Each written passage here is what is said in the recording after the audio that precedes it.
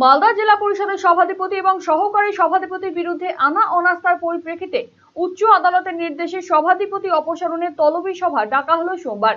উল্লেখ্য, দিন কয়েক আগে দুর্নীতি এবং সদস্যদের সঙ্গে দুর্ব্যবহারের অভিযোগে সভাধিপতি এবং সহকারী সভাধিপতির বিরুদ্ধে অনাস্থা এনেছিলেন তৃণমূলেরই সংখ্যাগরিষ্ঠ অংশ।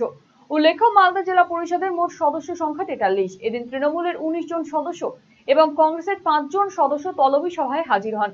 সব মিলিয়ে অনাস্থার পক্ষে জেলা পরিষদে হাজির হন 24 জন সদস্য। যদিও দিন দুয়েক আগেই নিজেদের পদ থেকে ইস্তফার কথা জানিয়ে মালদার বিভাগীয় কমিশনারকে পদত্যাগ পত্র দেন সভাধিপতি লিপিকা বর্মন ঘোষ এবং সহকারী সভাধিপতি রফিকুল হোসেন।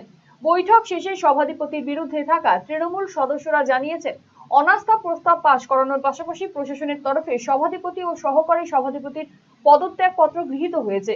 আগামী 1 মাসের মধ্যে নতুন করে বৈঠক ডেকে সভাধিপতি নির্বাচন করা হবে। মিটিং ছিল, আজকে আমরা 24 জন উপস্থিত হয়ে অপসারণ করলাম। তার আগে রিজেনও করে দিয়েছে, রিজেনের লেটারে আমাদেরকে ধরালো। অ্যাপ্রল অপসারিত হয়ে গেল সভাধিপতি এবং সহকারী।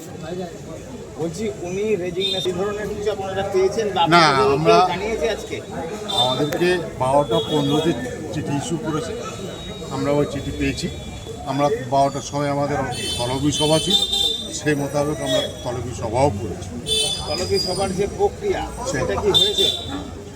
এখানে অ্যাডমিনিস্ট্রেশনে কে ছিল বা তারা কি বললেন?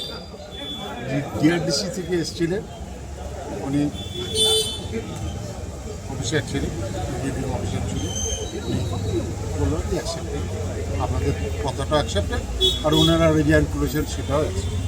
আজকে আপনারা ন্যাচারালি দুটোই পদ শূন্য, এইও মালদা জেলা পরিষদ দায়িত্ব থাকে না। এই ফাঁকা সময়টা কে চালাবে? এইও জেলা পরিষদ মালদা জেলা। এই মিটিংটা কি প্রশাসন ঠিক করবে নেক্সট মিটিং, না আপনারা ডাকবেন কোনো তলবি সভা ডেট? আমরা তো অলরেডি ডাকার জানিয়ে দিয়েছি যে আমাদের এটা প্রক্রিয়া করানো হোক, প্রয়োজনীয় ব্যবস্থা গ্রহণ করুন। ওনারা এবার 1 মাস তো অনেক ডিলে হয়ে যাবে। 15 দিন থেকে 1 মাসের মধ্যে না ডাকে আমরা তখন নেক্সট ব্যবস্থা। এতে হাইকোর্টের নির্দেশ। কংগ্রেস দলের 5 সদস্যকে নিয়ে অনাস্থাকে সমর্থন করতে আসেন কংগ্রেস নেত্রী মৌসুম বেনজির নূর সহ অন্যান্যরা। সভাধিপতিকে সরাতে চেয়ে অনাস্থার পক্ষে রয়েছে কংগ্রেস। পরবর্তী পদক্ষেপ কি হবে তা দলীয় স্তরে আলোচনা করে ঠিক করা হবে বলেই জানিয়েছেন মৌসুম নূর।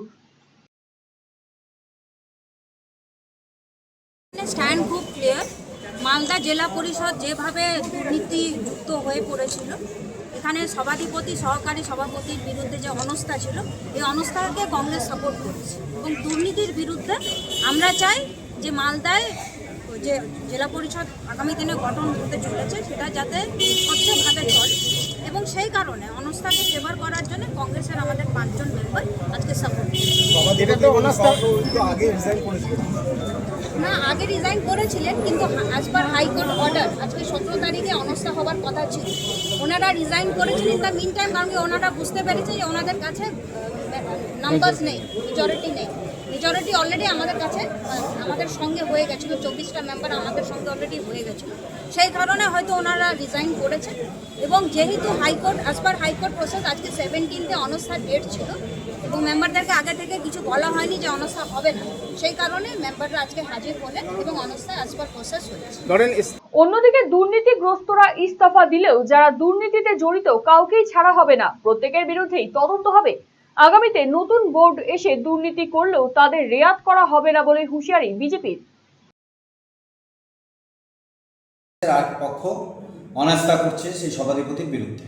যারা দায়িত্বে ছিলেন সভাধিপতি তারা ব্যাপকভাবে দুর্নীতি করেছেন, এবং যারা টাকার ভাগ পায়নি তারা এখন সোচ্চার হয়েছে যে আমরা ক্ষমতায় আসব, সভাধিপতি গঠন করে আবার টাকা দুর্নীতি করব।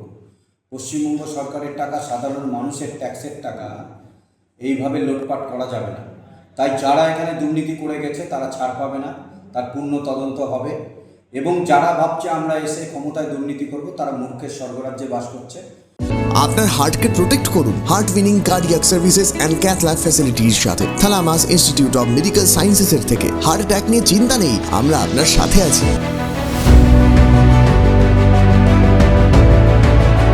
আপনার কার্ডিয়াক হেলথের যত্ন নেওয়ার জন্য ভিজিট করুন thalamus institute of medical sciences, Phulbari, battalion মোড়ের কাছে, শিলিগুড়িতে। কল 03561354100। নার্সিং নিয়ে পড়াশোনা করতে চান? আপনার জন্য রয়েছে শুধুমাত্র মেয়েদের জন্য সরকারিভাবে স্বীকৃত উত্তর দিনাজপুর জেলার নির্ভরযোগ্য নার্সিং শিক্ষা প্রতিষ্ঠান Raiganj Nightingale institute of nursing sciences. যে কোনো শাখা থেকে উচ্চ মাধ্যমিকে 40% নম্বর পেয়ে জিএনএম ও বিজ্ঞান শাখায় 45% নম্বর পেয়ে বিএসসি নার্সিং পড়ার সুবর্ণ সুযোগ। এয়ার কন্ডিশন হোস্টেলের সুবিধাযুক্ত এই শিক্ষা প্রতিষ্ঠানে কোর্স শেষে রয়েছে চাকরির গ্যারান্টি। রয়েছে রায়গঞ্জ গভর্নমেন্ট মেডিকেল কলেজ ও হাসপাতালে হাতে কলমে শেখার সুযোগ। আসন সংখ্যা সীমিত, তাই আজই যোগাযোগ করুন Raiganj Nightingale institute of nursing sciences, Gobindapur near Techno India school, Raiganj, Uttar Dinajpur.